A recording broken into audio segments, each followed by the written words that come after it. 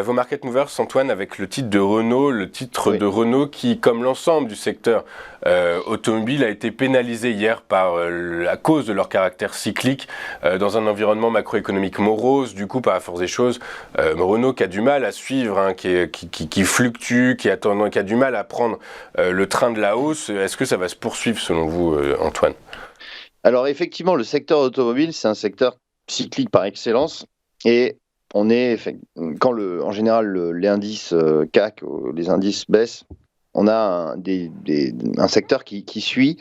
Alors, je voulais juste m'attarder ce matin sur les ventes au mois de mai, hein, qui sont ressorties. On a donc les ventes de véhicules neufs, hein, de véhicules neufs, pardon, qui ressort tous les premiers de chaque mois.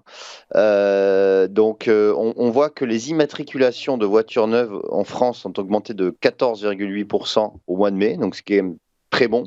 Et Renault, d'ailleurs, les ventes ont accéléré de 18% pour le mois de mai, notamment grâce à Dacia, hein. Dacia, c'est plus 30% quasiment d'immatriculation neuve pour ce mois de mai.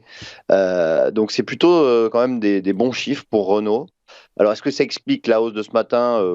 Pas forcément, mais en tout cas, ce qu'on voit, c'est que Renault, quand même, a décidé quand même de diviser de splitter, on va dire, son capital en 5 entités, hein. Donc ça, c'est pour attirer de nouveaux investisseurs. Donc ça, c'est quand même plutôt une bonne chose. Si on regarde après la performance, par exemple, sur un an de Renault, on voit que sur un an glissant, on est quand même en hausse de 20%. Donc, c'est quand même très correct, même très bon, hein, quand on voit que les marchés. D'ailleurs, Renault, hein, je te rappelle, en 2022, était une des seules sociétés automobiles à être positive, hein, fin d'année, même si effectivement le titre avait beaucoup baissé les années précédentes. Voilà, après, sur un mois, on voit qu'on est dans le sillage du CAC à moins 5%. Maintenant, on arrive sur un niveau de support, hein, aux alentours des 31, 30 euros. C'est un niveau de support important. Donc, pour l'instant, on voit qu'on rebondit dessus.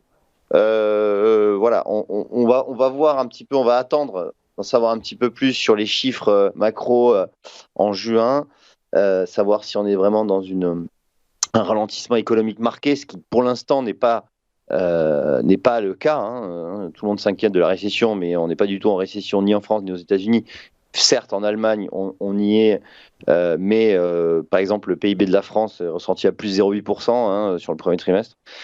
Donc, euh, donc à voir, mais pour l'instant, j'ai pas vraiment d'inquiétude marquée pour Renault. Moi, je pense que si on est sur un niveau de support, c'est intéressant donc de regarder un petit peu l'évolution de ce titre.